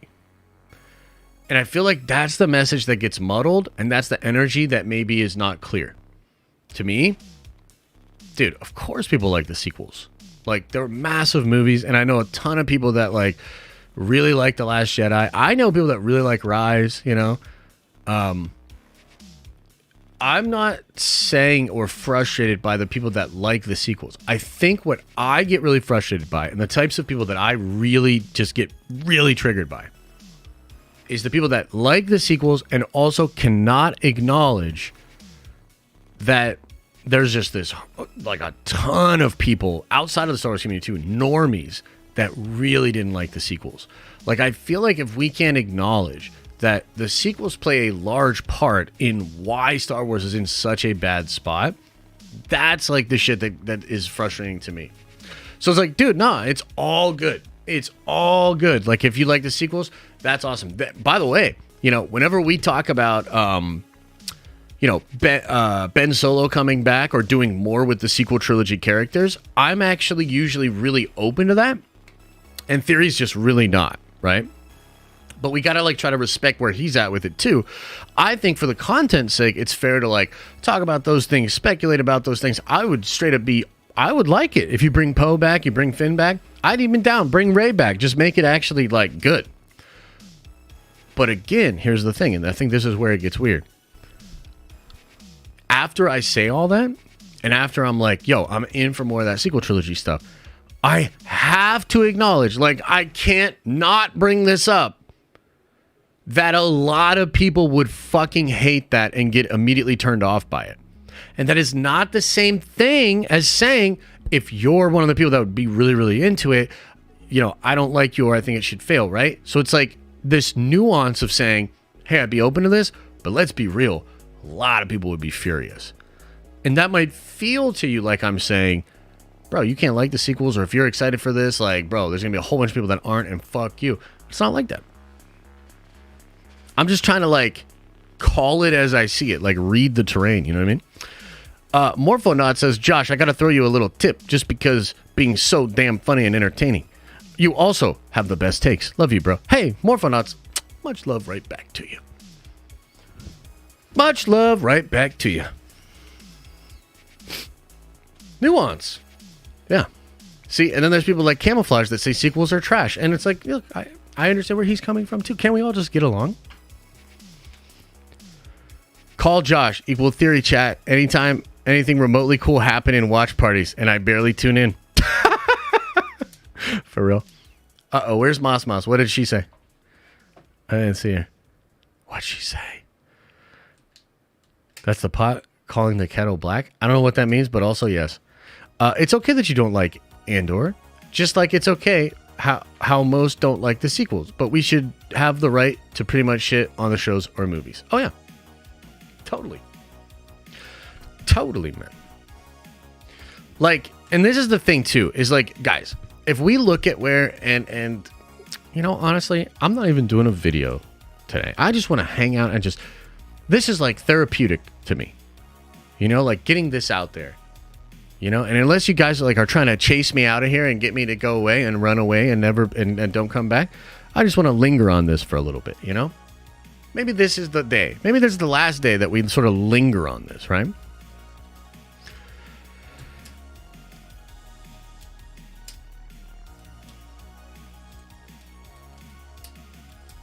I'm concerned. I want Star Wars to be better. I feel like maybe the confusion that Lucasfilm could be feeling right now, and the confusion that, like, to be honest, even I feel. Because I'm like, I don't know why Andor's performing like that. By all rights, everybody on Twitter tells me it's a fucking masterpiece. So, like, what's happening here? What's going on? If you look at what's going on with Marvel, dude, and, like, we're at a place in Marvel where we just had a pretty shaky Phase 4.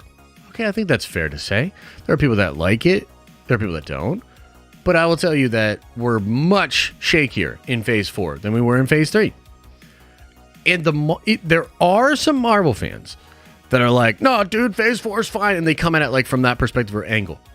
But there's even more Marvel fans that feel like, yeah, Phase 4 wasn't the best, but my hope for what comes is still very high. My standard is still very high. I think there are very few folks in the overall Marvel fan base that were so upset with Phase 4 that they're like, ah, man, I actually don't have a lot of hope for Phase 5, 6, and 7.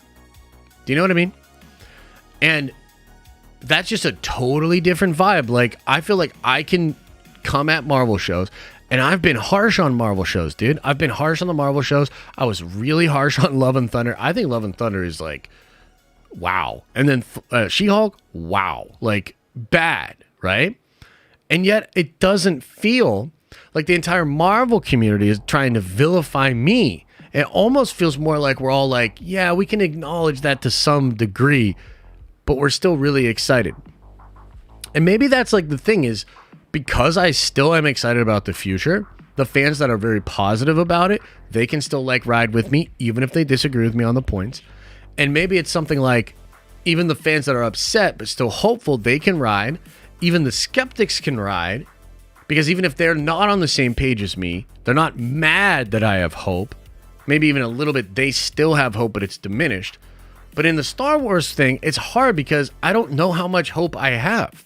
Like, legit. Like, guys, for like years, I've been trying to say, like, bro, they need to fix some things. Things are bad. Like, yo, what the fuck? You know, et cetera, et cetera. And I don't know, man, because it's gotten to this point where it's very difficult for me to talk about Star Wars, to be excited about Star Wars, because, like, what hope is there? This current regime has done all the things that have led us to this point. Like, I don't know. It's crazy. Alicio says, is Andor really failing, Josh? I'm not it's not dropping out of Nielsen's top 10 originals, unlike She-Hulk, which dropped out of it or didn't make it twice. Yeah, so I would tell you that the take on Andor is that it is failing, but we do have to wait to see what the overall numbers are. So there's a couple of different things that I think are not yet clear with Andor. Now, the one thing that you can say for sure, though, is that just looking at the data, it is performing way worse than any other Star Wars show. The other thing that you can see in the data is that a lot of people that initially tried it checked out. Okay? I think by seeing the move from Disney to put it on Freeform, Hulu, whatever, like to try to get it out there more, I think is an obvious indication that it's not doing well. If it was crushing it, I don't think that they would do that. Right? When it's all said and done, we'd have to see how Andor performs and how it performs when it's finished, right? So like something really interesting that happened with Rings of Power was that it was actually really doing well in the Nielsen charts, but then a week after that show ended, it dropped out of everything. So there's no like push past its like end date. There's no word of mouth that's like carrying it forward. And like when a show like Cobra Kai or a show like Stranger Things comes out, it's being watched and it's holding strong in the charts for like even weeks and weeks after it releases. Maybe that's partially because of the binge formula or whatever, but it just dominates way more.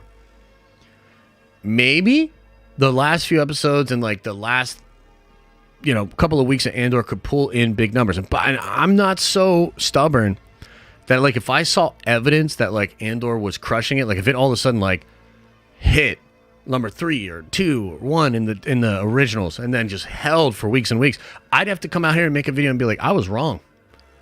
And Andor and that plan they have with Freeform and all this other shit, it worked. But I think you can pretty fairly say that it's failing. I also think She-Hulk failed. Like, I'm definitely not up here saying, like, oh, She-Hulk was great. No, dude, She-Hulk is, like, in my opinion, the worst thing Marvel's ever done. It's one of the worst performing shows they've ever had. And it's, like, it's a real indicator of a lot of the things wrong with Phase 4. Right?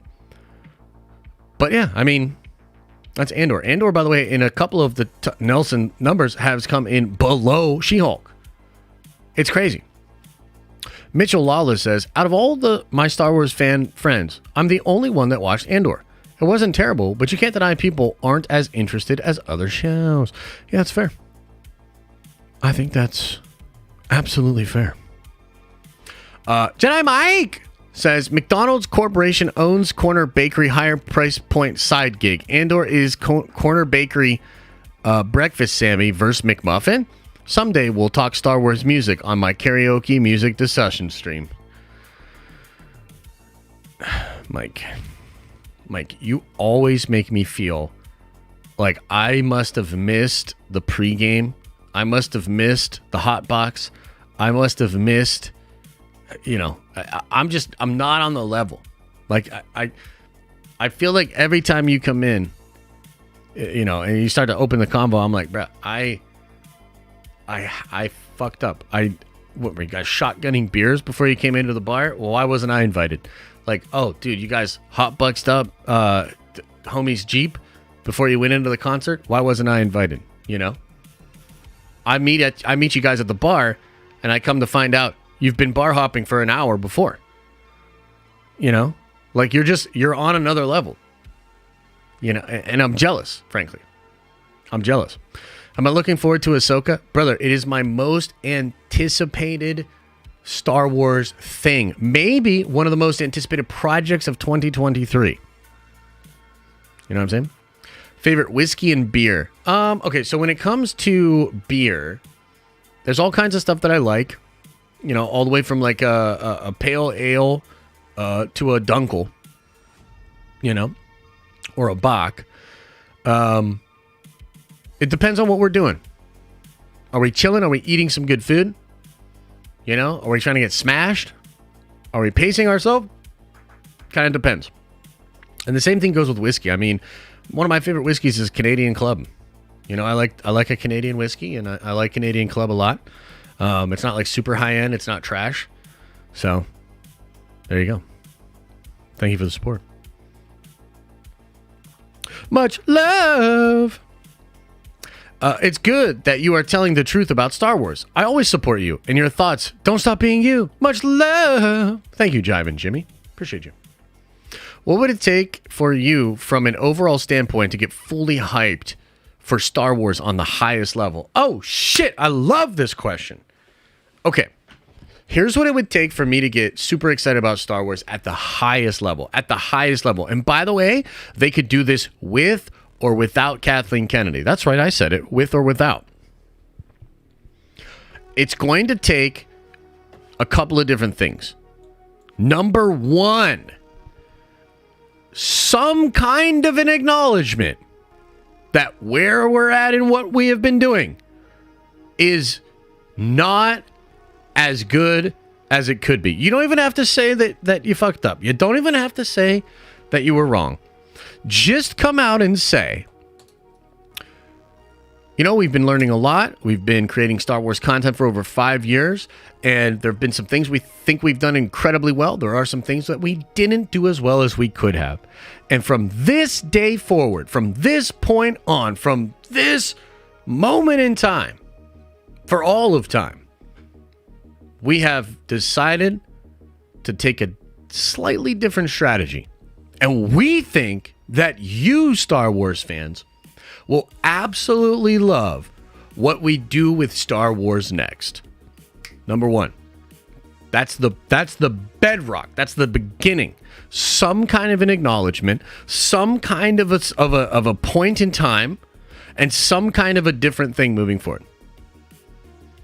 Number two, a well thought out plan for the kind of content they're going to make and how that content is going to, let's say, matriculate into other parts of how I engage with Star Wars. Like, what I mean is, during the sequel trilogy, right? The idea was, hey, the EU is gone. And so now everything is canon. And the reason they did that is because they wanted a value proposition on all the things that you would enjoy and engage with. You read this book, it matters. It happened in the canon. Things that happen in this book will impact the characters that you will see in the movies, that you will see in the comics, that you will see in the video games, okay? Having a clear plan and having things that actually connect together, which, dude, Star Wars creators did on their own back in the day. Like, I remember there were video games, novels, and comics that all tied together to tell this singular story over time, and there was no big corpos involved, separate companies and creative folks that got together to create that kind of an effect. That is part of the magic of, like, the modern day pop culture experience. What you can do with Marvel Studios when it's at its best is you can have all of it feel like it's tied together, like there's some kind of plan of it makes sense. Like, I think that would be key, is like some kind of a plan. And then number three, for the first thing in that plan, for the first new movie, for the first new book, for the first new comic, whatever it is, for that shit to absolutely slap. And if all three of those things happen in sequence, oh my God, I would be all the way back. I would be shouting to the mountains about how awesome Star Wars is going to be. Right now, when it comes to Marvel, I'm making a lot of content and writing a lot of videos about how Kevin Feige is fixing things, how the plan moving forward is going to be so much better. And that's not hyperbole. That's shit I'm actually hearing. And I'm excited to share more of it in the next video I make. But that's that shit. That's what would get me fully, totally, completely on board. 3 simple steps. So yeah. Mitchell Lawless, welcome to the Nerd Vengers. You are a Nerd Venger now. Oh yeah. Oh yeah. She-Hulk still the goat? Susan's gonna whoop your arse. Oh, please don't. How do you feel about the main event change for 828 and no John Jones? Yeah, it's tough, huh? I mean, I don't know how to... Look, we just need... They need to juice it up. They need to juice it up. Not sure about all that. All right, everybody. I got to get on out of here. How long have we been going? 11? It's almost 2 hours. It's almost 2 hours. Thank you, guys. Much love, man. I appreciate you. And I'm sure that some people will clip out some of this stream and get butthurt about it. I think some people will go on and tweet about it or whatever. But all I wanted to do was just come out and speak my mind about this shit, rant a little bit, and just be honest with where I think everything's going. You know? So, onward. Hopefully to better things. Hopefully to better shows. And better discourse among Star Wars fans? Question mark? Maybe. Again, tonight, 7 p.m.? 7 p.m., guys? Oh, and I'm going to miss the Prime stream today. I apologize to Prime members. I'll post something over the weekend in there for you guys. But obviously, we're supposed to stream like right now, and I'm not prepared. So, I don't want to do that. And I'll see you guys at 7 for the watch party. Does that sound fair? Let's do it. Let's do it. Yeah. All right, guys. Much love. As I always say, I hope you are having an awesome and a nerdy day. And I'll see you in the next video.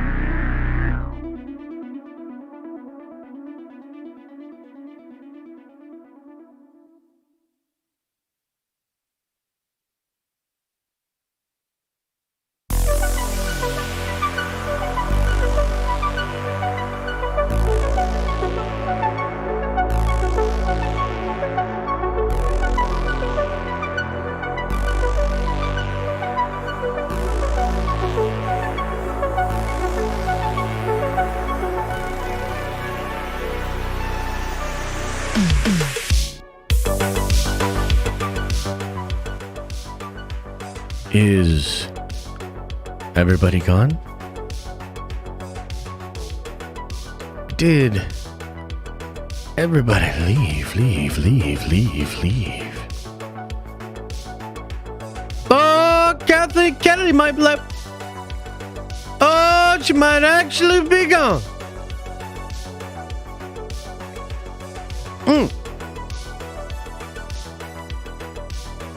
You know, I just want to say thanks for hearing me out today, guys.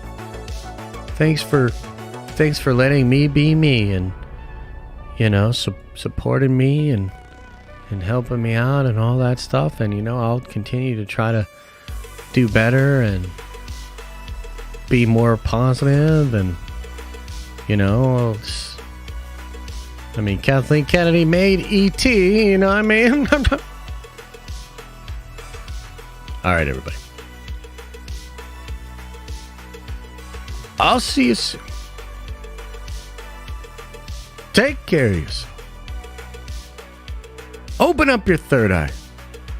And make sure to wash out your butt. Oh!